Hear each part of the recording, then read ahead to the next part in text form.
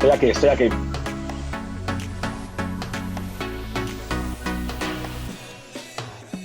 Estoy aquí. No, no.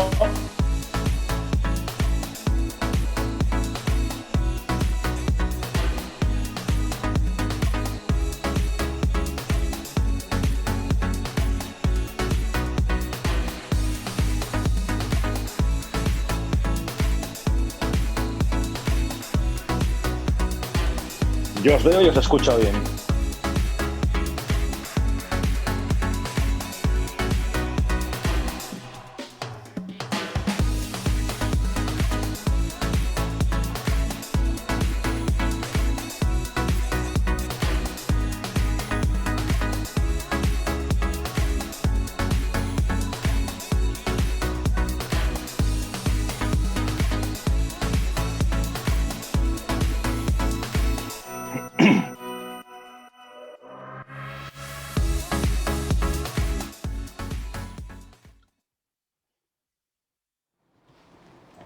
Hola, buenos días de nuevo a todos los que estáis conectados con IESIDE Alumni. Es un placer estar otra vez compartiendo este desayuno del día después del día después. Estamos todos deseando que sea el día después, a ver cuándo llega de verdad.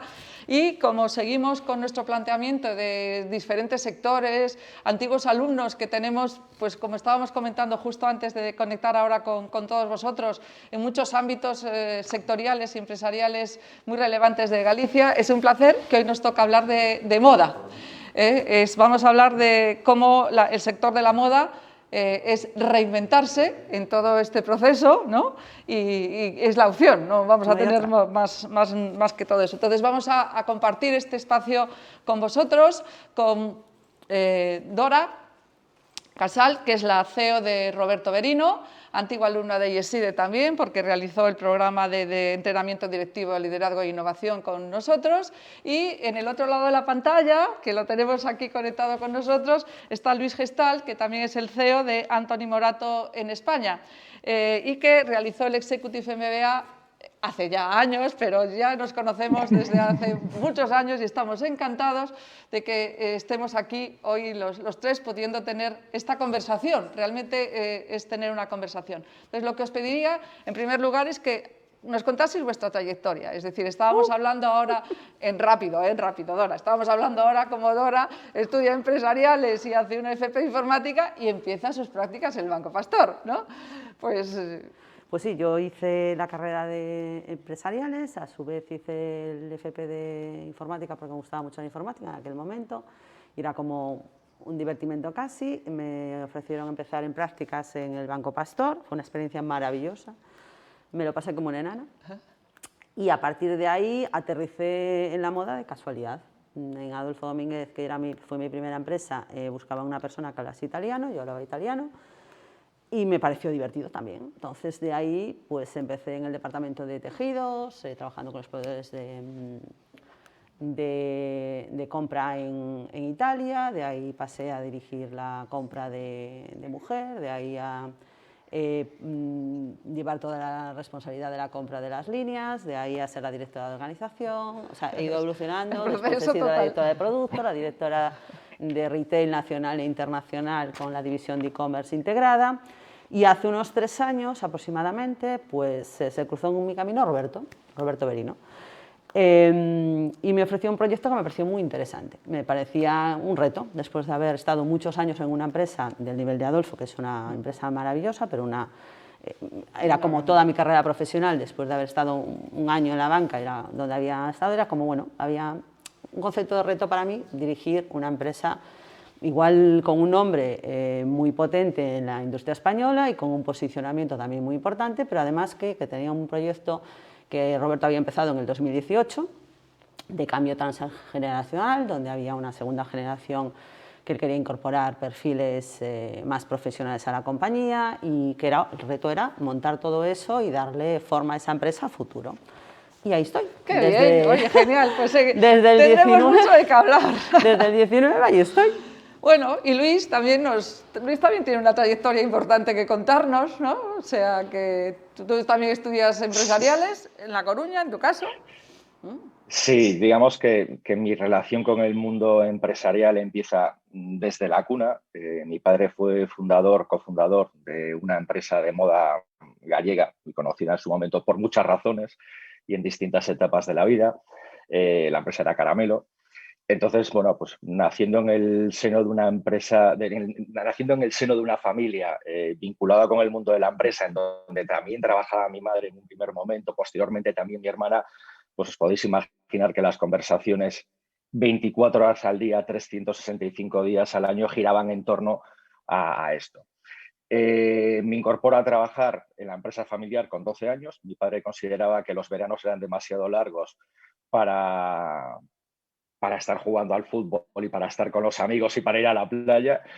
Y entonces me incorporé, pues eso, con 12 años todos los veranos, pues a hacer trabajos tan sumamente cualificados como clasificar bobinas de hilos, limpiar la planta de fabricación, trabajar en el carro extendiendo tejido. Y así fue hasta que, sí, compaginando con los estudios, terminó en Ciencias Económicas y Empresariales, aquí en La Coruña, y me incorporó en contra de la voluntad de mi padre, me incorporó a la empresa familiar.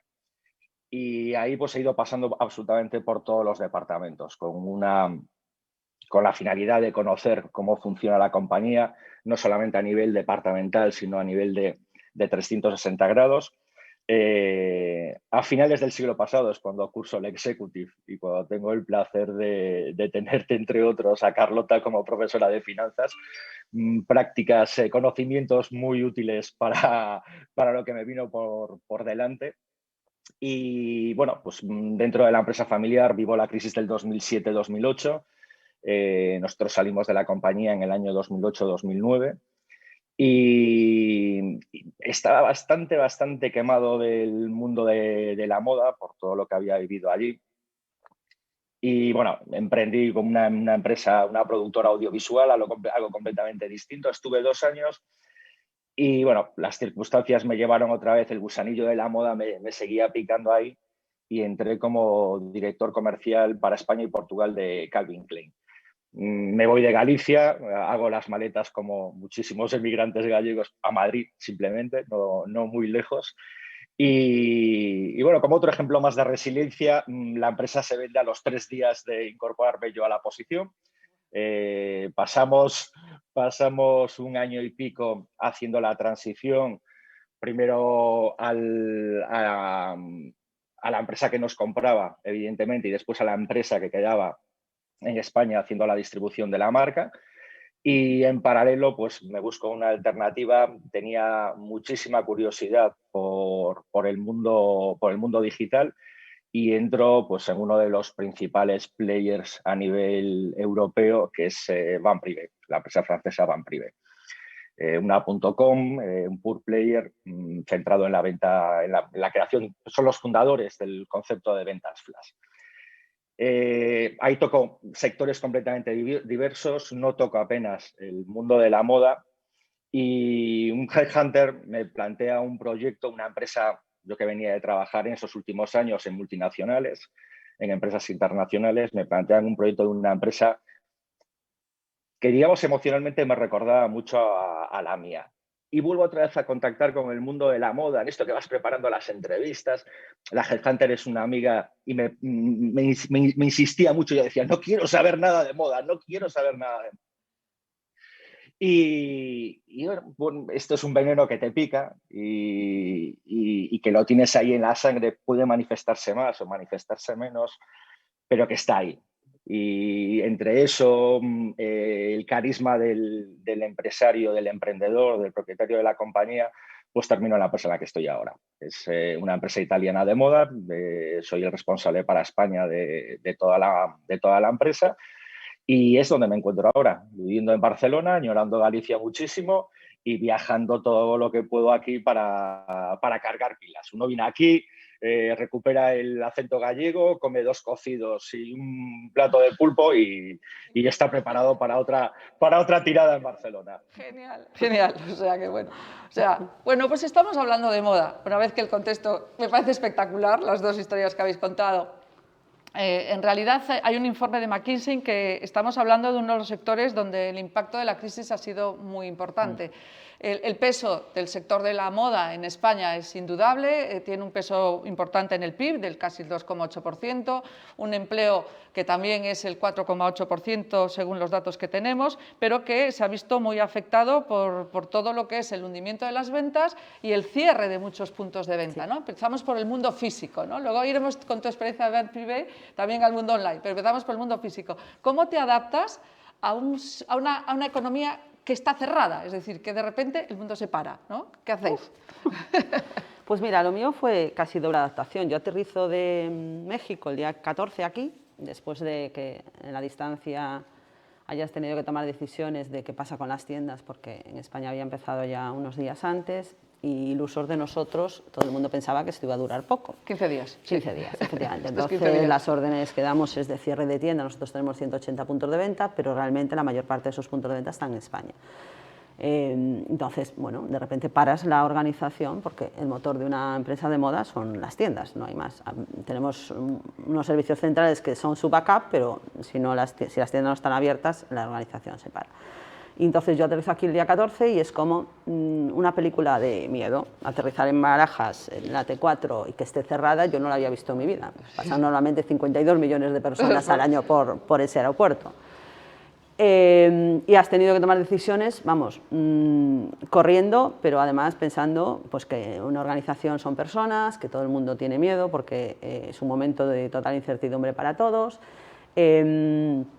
Pero también es verdad que tienes que asentar las bases de la compañía para que realmente todo siga. Entonces, bueno, tuvimos que tomar decisiones en una semana de organización brutales. Es verdad que yo tengo la suerte de contar con un equipo con muchísima experiencia y que realmente, bueno, eso se nota mucho también cuando tienes que tomar decisiones rápidas. Que yo convoqué al comité de dirección, yo tengo un comité de dirección de 8 personas, que realmente nos sentamos el viernes a las 4 de la tarde y estuvimos todo el fin de semana, la mayor parte de los días hasta las 2 de la mañana tomando decisiones de organización porque había que organizar en muy pocos días.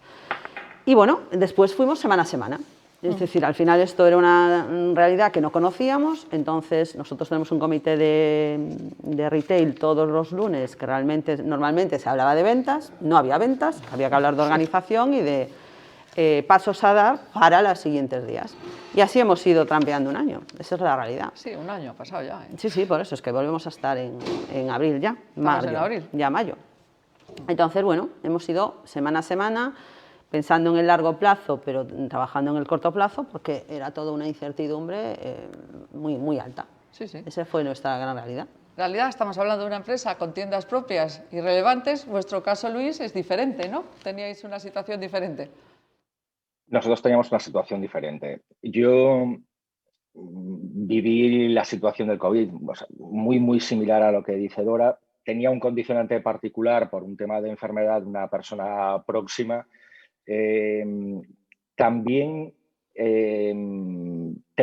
digamos que empecé a ver la ola en el sentido, no porque tenga una inteligencia superior ni nada por el estilo, sino porque tenía la central de mi compañía, que está en Italia, fue el primer impacto, fueron los primeros en sufrir el impacto del COVID. Yo recuerdo como 15 días antes del cierre aquí en España, nosotros habíamos hecho un proceso de internalización de la logística, nuestra empresa está en Nápoles, habíamos trasladado el almacén a la zona de Piacenza, zona cero de COVID en Europa.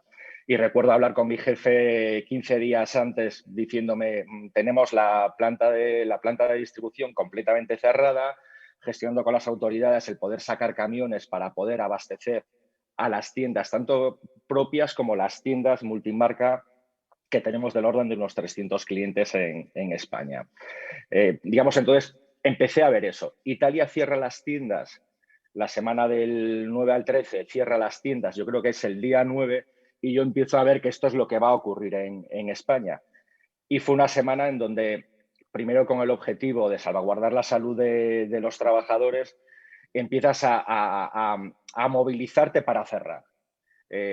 No siempre ha sido sencillo, tenemos muchas tiendas aquí en España, en centros comerciales.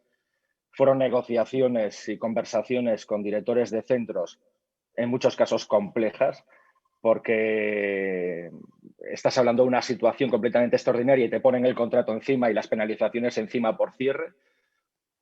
En algunos casos tomé decisiones drásticas de saltarme cualquier tipo de, o de obviar cualquier tipo de penalización para poder cerrar las tiendas y, repito, salvaguardar la salud de los trabajadores. Y después, particularmente, yo viendo un poco las cosas, hablo con mi jefe y le digo, bueno, parece que vamos a cerrar, me voy a Galicia, en la línea de lo que decía antes. Y recuerdo el viernes 12 o viernes 13, no me acuerdo qué día, o sea, no me acuerdo si era el 12 o el 13.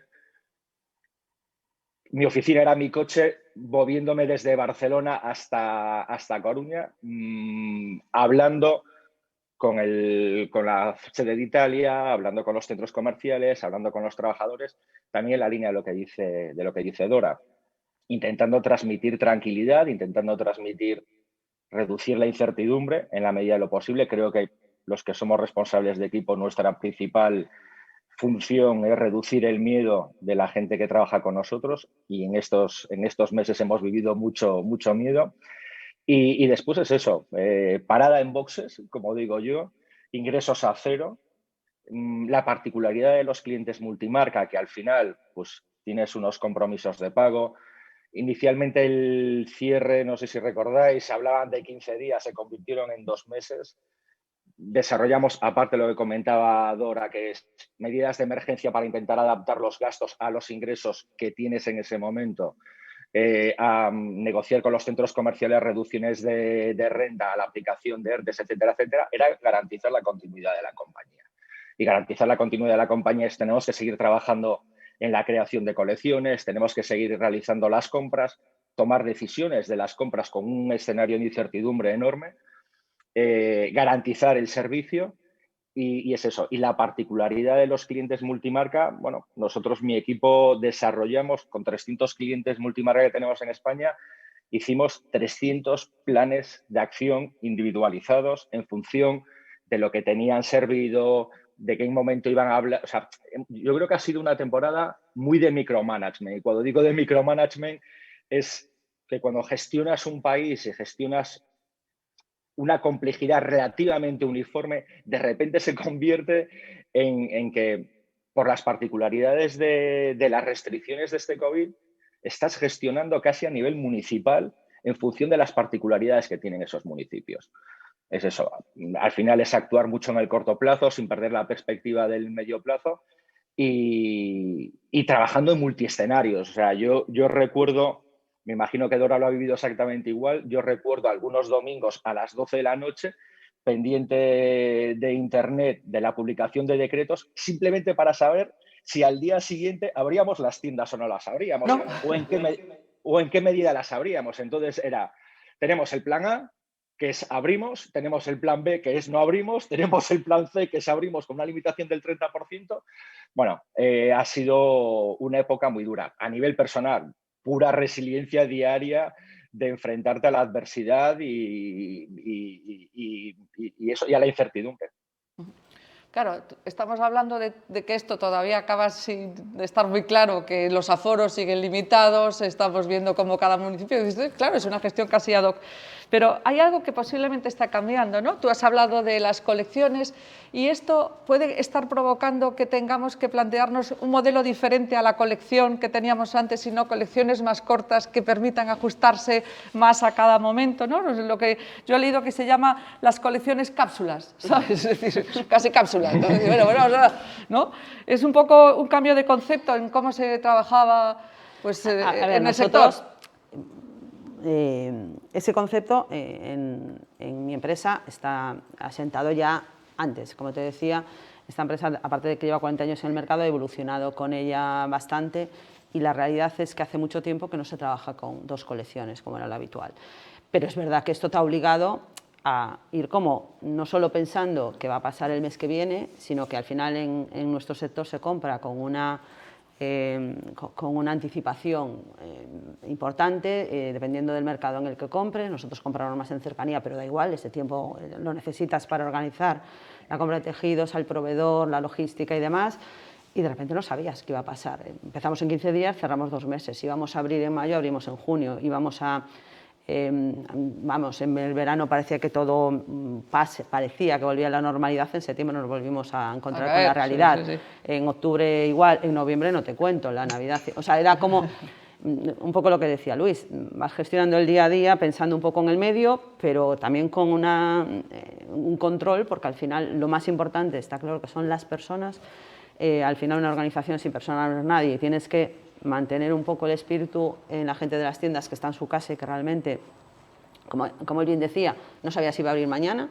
Yo lo que sí he encontrado es que en esta pandemia ahí es donde la gente ves que es total disponibilidad, si hace falta hacer cualquier cosa no hay ningún problema, los equipos lo que quieren es que las cosas salgan bien. Esos momentos donde la gente realmente ve su espíritu, yo me lo he encontrado en la organización, vamos, de cero, o sea, de arriba, desde la cúpula, desde Roberto, dirección y demás, hasta la persona de la limpieza que tenemos en las tiendas, pasando por todo el mundo, desde el almacén, no sé qué. Entonces realmente era organizar eso, además también intentando mantener un poco la tranquilidad, porque al final son muchos nervios, y organizar producciones. Entonces, bueno, si normalmente nosotros hacemos una media de 4 o 5 colecciones, dependiendo de la temporada, por temporada, realmente ahora era como, vale, te plantas en marzo y tendrías que estar ejecutando la compra de lo que ibas a poner en la tienda en junio, y era, ¿qué hago? ¿La ejecuto? ¿No la ejecuto? ¿Compro los tejidos? ¿Los dejo en el almacén? Bueno, ejecuto solo una parte pensando que van a abrir solo la mitad de las tiendas. Hemos ido, ya te digo, semana a semana, era como comité de crisis, lo que era un comité de retail era comité de crisis y toma de decisiones para el mes, pero pensando que la semana que viene, como bien dice Luis, tienes un Real Decreto que por las causas sanitarias pues no va a poder llevarse a cabo, vuelta a reorganizar. Entonces, hemos pasado así un año. Es verdad que hemos aprendido un montón, vamos, máster y medio. Con lo cual, vamos, lo de las colecciones yo creo que ha venido para quedarse. Realmente la idea de microcolecciones o cápsulas, no solo por el tema de la pandemia, sino por el cambio climático, por muchas cosas, creo que realmente es una realidad que está ahí y que todo el mundo, yo creo que trabajamos más pensando pues, en clientes concretos y en escenarios mucho más cortos, y que realmente al final el cliente se ha vuelto también bastante más exigente y tiene más claro el valor de las cosas, porque la vida, por decirlo así, nos ha puesto un poco en nuestro sitio a todos en un momentito. Sí, sí. Pero bueno, vosotros también, ¿no? Perdonadme un segundillo solamente, perdonadme una cosa. Es que si la industria de la moda de los 80 fueron la década del producto, los 90 la de la marca, los 2000 la de la distribución y será ahora la del consumidor.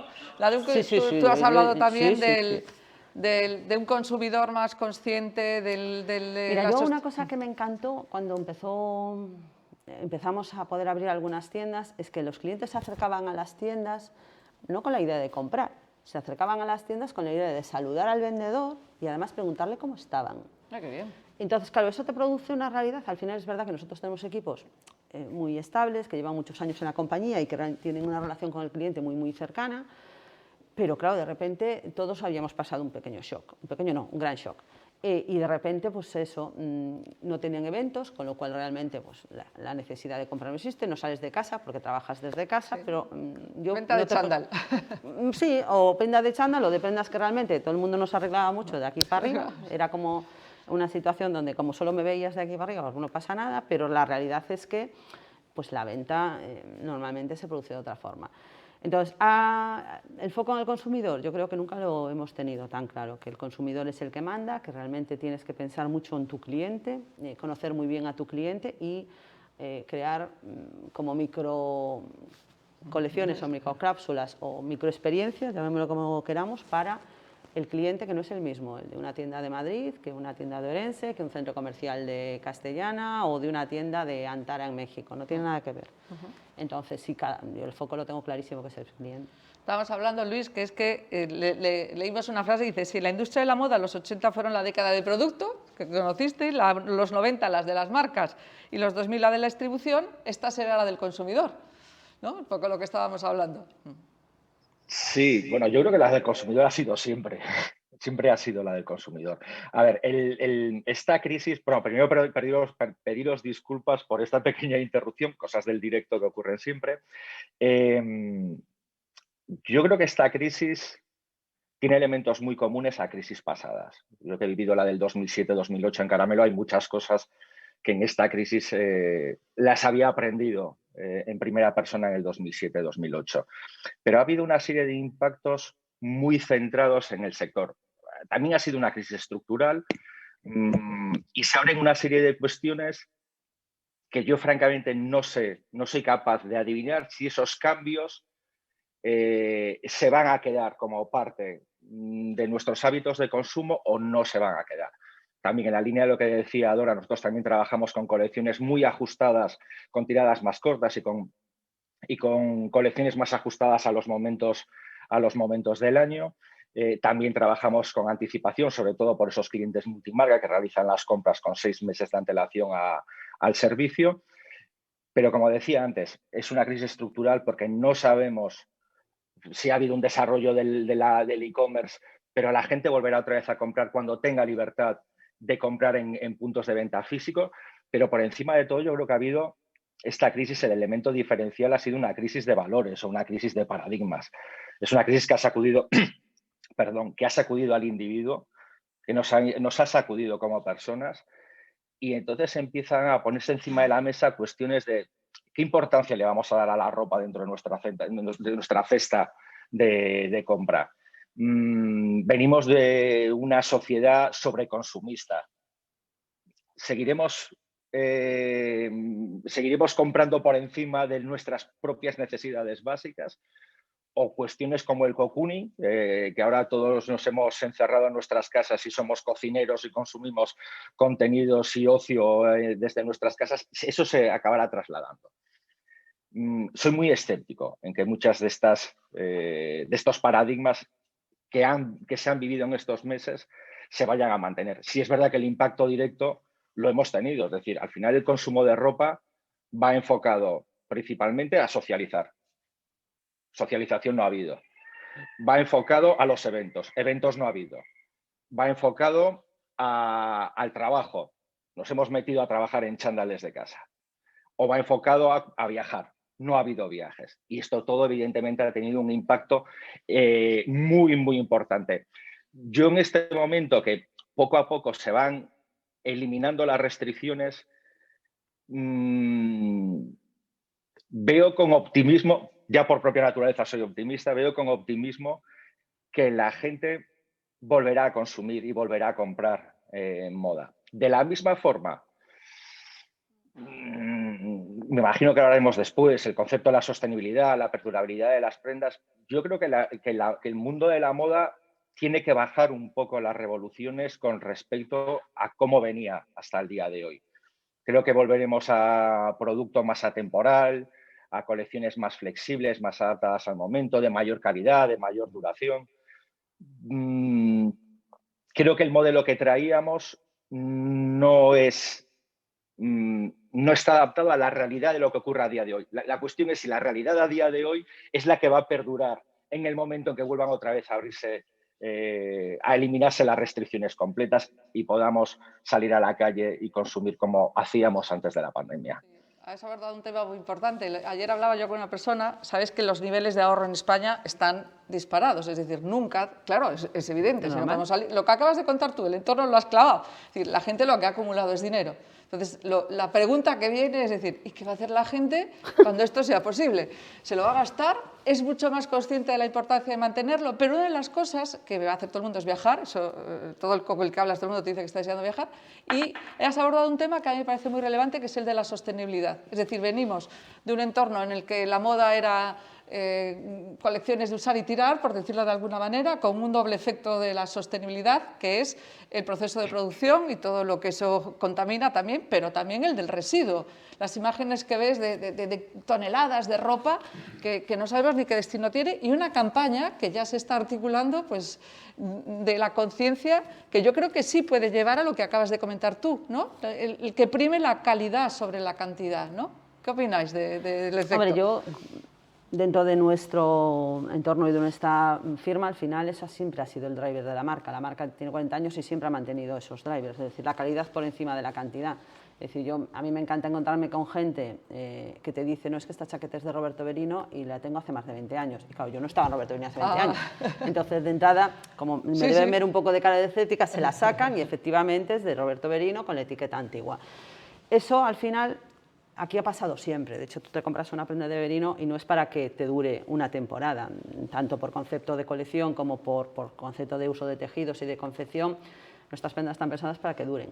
De hecho, el concepto de armarios emocionales que estamos intentando poner en valor es que tú al final las prendas le tienes un cariño especial porque te dan una seguridad o porque realmente han vivido contigo situaciones determinadas o porque te sientes cómoda vestida de una determinada forma. Al final es una forma de expresarte.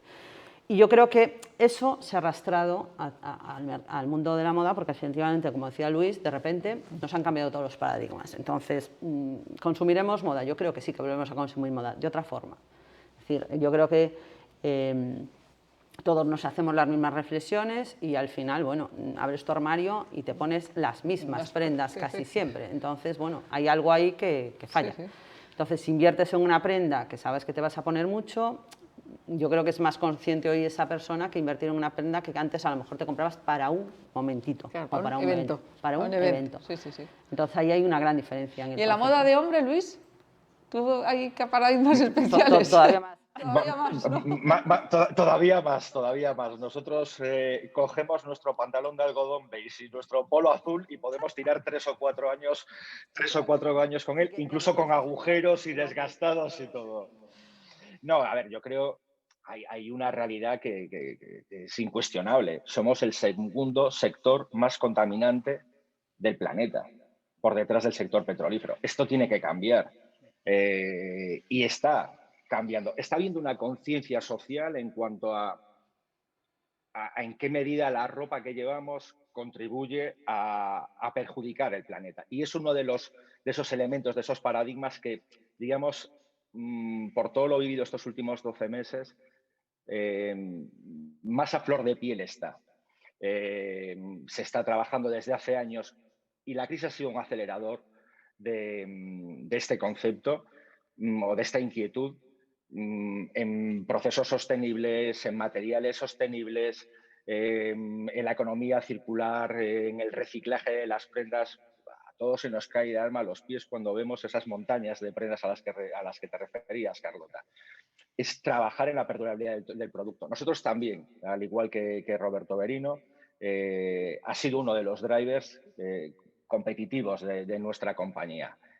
La cuestión principal que yo me planteo es en qué medida la gente está dispuesta a pagar. Que la gente tiene conciencia de esto, sin ninguna duda. Tú haces una encuesta y es como, no sé, preguntar qué opinan de la democracia. Evidentemente todo el mundo está a favor de esto. La cuestión es si después, como consumidores, estamos dispuestos a pagar un plus complementario de precio por el hecho de utilizar ese tipo de productos o de procesos. Y esto todo en un contexto de sensibilidad al precio, porque las crisis tienen también ese impacto. Evidentemente, el ahorro está ahí, los niveles de ahorro están ahí, pero también hay mucha gente que está sufriendo muchísimo y, como decía antes, que se está replanteando a nivel puramente individuo cómo va a distribuir su dinero, en qué lo va a gastar. Sí, sí, perfecto. Mira, y hablando de digitalización, estaba pensando cómo estuvisteis que adaptar también vosotros en la Fashion Week, ¿no? Es decir, no sé si conocéis cómo Roberto Berino fuisteis pioneros, ¿no? Bueno, nosotros ya habíamos hecho... a ver, es verdad que...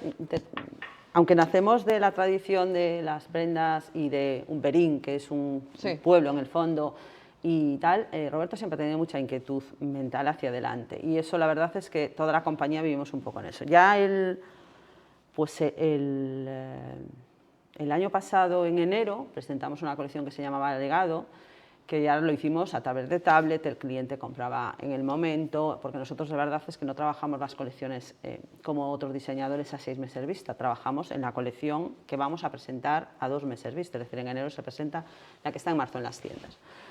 Y es verdad, ya si nos estábamos reinventando antes y habíamos puesto en marcha procesos de digitalización que bueno, tenían que llevar el peso del mundo digital al físico a otro nivel e ir creciendo en digital. La verdad es que de repente esos proyectos que tenías estructurados para que se desarrollaran a lo mejor en un año o año y medio, de repente en 2 meses los pusimos en marcha y nosotros en marzo, esto fue un parón, todos esos proyectos, ya te digo, primero la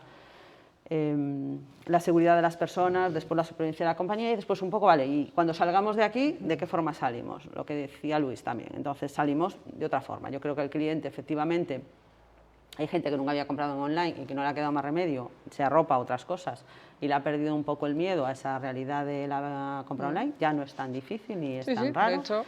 Hay gente que lo probó por primera vez y resulta que le gusta, y eso no quiere decir que no vaya a volver a la tienda, que creo que sí, que el trato humano no lo sustituye absolutamente nada, pero de alguna forma también esa comodidad se traslada a que haya una simbiosis. Incluso el hecho de comprar online y recoger en tienda. Sí. O sea, sí. De hecho, nosotros tenemos muchos proyectos en marcha, pues lo que tú dices, yo compro online y en 2 horas lo puedo recoger en una tienda, pago a través de mi móvil y me lo mandas a casa o no, o lo quiero ir a recoger a la tienda porque quiero que me cojas los bajos, cosas tan sencillas como esas.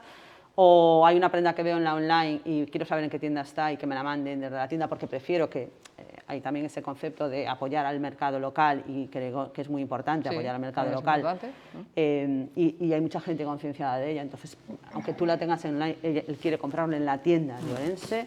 Entonces hemos puesto en marcha muchos procesos que, ya te digo, estaban pensados para que se desarrollaran con un tiempo y demás, y de repente hemos visto que en 2 meses, 3 meses, 4 meses, nosotros hay proyectos que empezamos, pues una vez que estabilizamos un poco todo en marzo, empezamos a darle fuelle en abril y que en junio, julio estaban empezando a funcionar con pequeños test, en septiembre se lanzaron a la compañía.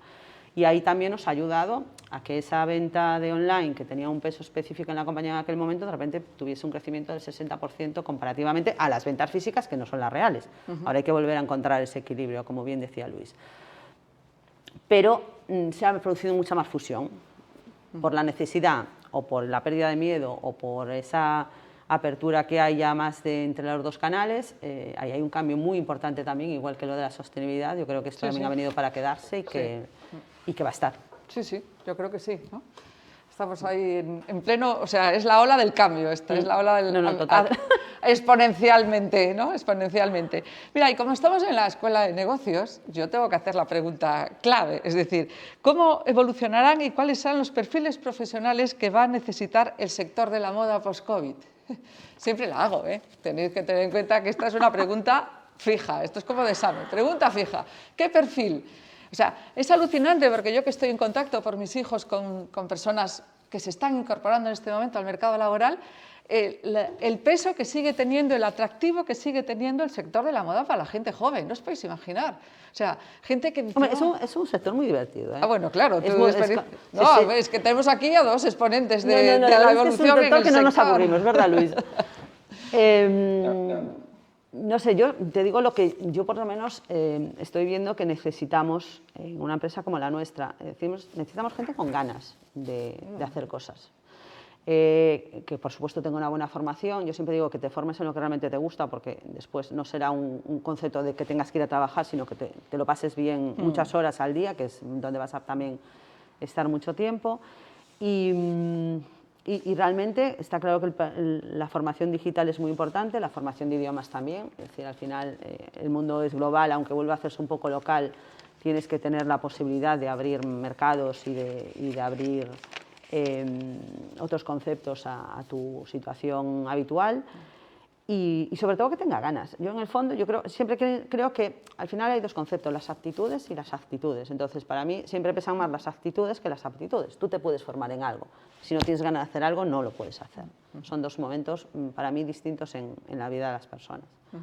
No, está claro que es lo que marca, ¿eh? Es decir, aquí llega mucha gente. Bueno, antes ha estado aquí con nosotros Emilio Pérez, que lleva toda la parte de desarrollo profesional, y cuando una empresa contacta contigo, lo que te dice, quiero alguien, buena persona, ¿sabes? Lo primero. Un tío con sentido Eso común. Es lo primero. Sentido común. Y dices, hombre, parece raro que hablar de sentido común, pero en muchos casos se trata también de eso, ¿no?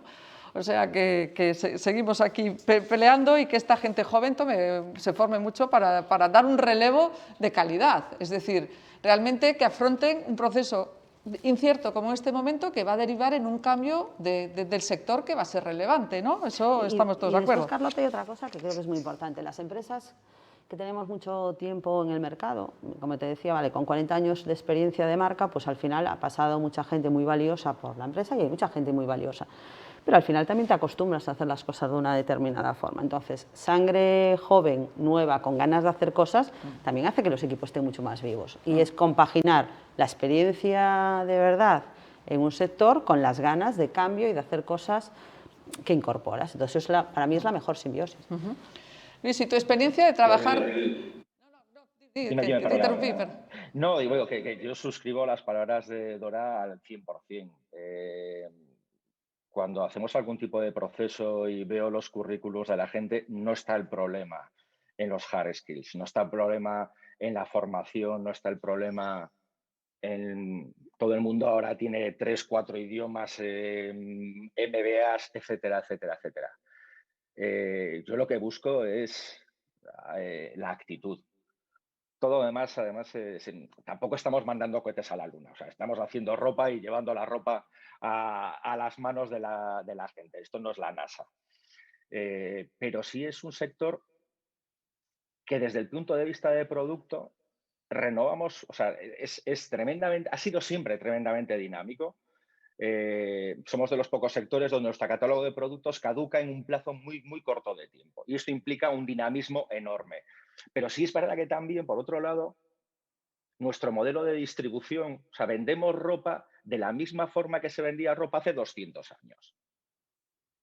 Y ahora ha venido esta crisis, que está siendo una aceleradora de muchísimos cambios y posiblemente el modo en que consumimos ropa, de la forma que estábamos diciendo, como comentábamos antes, va a cambiar. ¿A qué? No lo sabemos. Por lo tanto, lo que hace falta gente es al lado, y sobre todo esto, en el contexto particular que estamos en estos momentos, de adaptarse rápidamente a cualquier tipo de giro que tengas que darle al barco. Eso es, para mí, es el atributo principal y es lo que busco. O sea, gente con ganas y gente que no se amedrente ante cualquier freno que pueda surgir, que en estos momentos están siendo muchos, además. Y una curiosidad, ¿cómo es trabajar en una empresa italiana? ¿No? ¿Tiene algún diferencial con nosotros o es que somos todos latinos? Yo creo que todos somos muy particulares. O sea, cada país, cada nacionalidad. Yo he trabajado con americanos, he trabajado con gallegos, he trabajado con americanos, he trabajado con franceses, he trabajado con italianos. Todos tenemos nuestro código particular. Los italianos, bien, muy bien. ¿Qué voy a decir por si se entera mi jefe? No, bien. Ya digo, todos tenemos nuestra idiosincrasia y la italiana pues tiene una y la italiana del norte de Italia tiene una particular y la italiana del sur de Italia tiene otra muy, muy particular. Al final yo creo que esto es parte de los atributos de cualquier directivo y es cuando se habla en italiano y no me refiero a una cuestión puramente idiomática, pues tienes que adaptarte a ese código. Y yo he vivido cosas en esta empresa, igual que las he vivido en otras anteriores, en donde vienes con tu código prefijado y dices tú, ostras, espera, aquí esto no vale. Voy a contar así un poco una anécdota, aunque pueda sonar muy mal, pero yo en esta empresa una de las primeras cosas que me llamó la atención era identificar quién era el causante de los problemas. Y decías tú, no, vamos a la resolución, no, vamos a identificar el causante del problema. ¿Para qué? Para nada, simplemente para identificarlo. Bueno, pues en ese momento te adaptas y dices, bueno, pues el problema lo he generado yo. Ya nadie de tu equipo ni nada, el problema lo he generado yo. Ya está, se aparta y entonces es cuando vas a la resolución del problema. Tenemos aquí una pregunta que, bueno, hemos hablado ya antes de esto. Dice, si nuestros jóvenes estudiantes quieren incorporarse al retail, ¿cómo pueden completar su formación? Nada, ya hemos casi contestado antes a esto, ¿no? Hay una formación específica, sí hay formación específica de la moda, ¿no? Hay específicos de la moda, pero al final también depende en qué parte del retail te apetezca trabajar. El retail al final es un mercado muy grande y no solo de la moda, el retail son muchas cosas. Está claro que si tú quieres trabajar en el área de producto, pues necesitas a lo mejor una formación, una carrera con una mayor sensibilidad que si quieres trabajar en el área de control de finanzas. Es un poco, yo vuelvo atrás, Sí. ¿qué te apetece hacer y que tengas muy claro qué es lo que te gusta hacer? Perfecto. Yo lo tengo claro, para cualquier persona joven, con la experiencia, con la formación que tenga, de donde venga, yo lo tendría claro. Tienda, tienda, tienda, tienda y tienda. Es decir, yo creo que la forma de entrar en este mundo es a través de una tienda.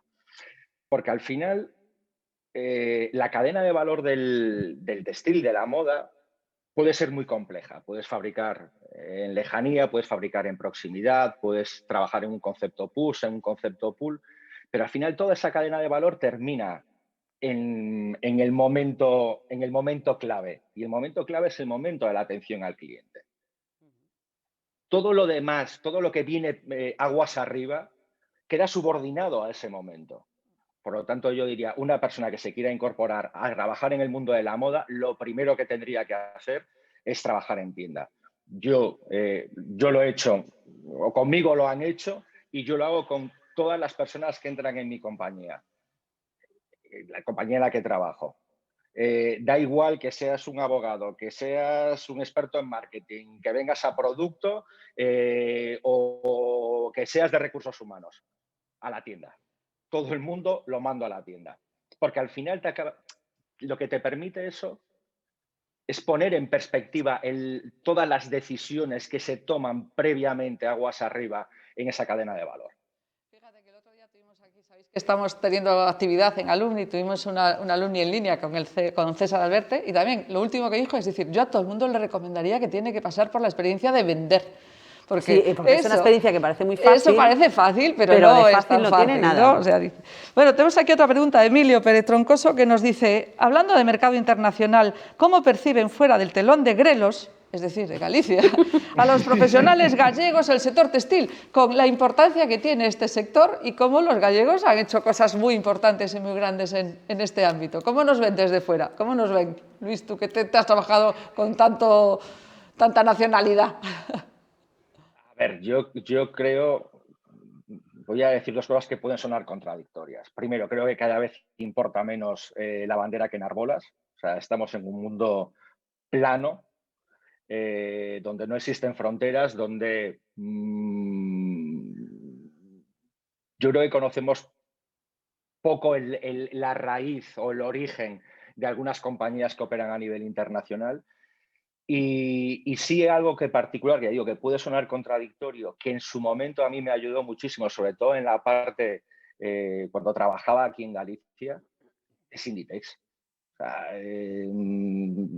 posiblemente puedes estar hablando con un japonés, con un chino, con un pakistaní, y le hablas de Galicia y no tiene ni idea de dónde está. Le dices que está Inditex aquí y entonces ya parece como si lo que haces entra dentro de un contexto muchísimo mayor que tiene una pegatina y esa pegatina dice Inditex. Y evidentemente lo que hace Inditex, lo que ha hecho Inditex, lo que lleva años haciendo Inditex y lo que todavía sigue haciendo a día de hoy Inditex, para los profesionales que salimos de Galicia, es una especie de sello de garantía, vamos a decir así.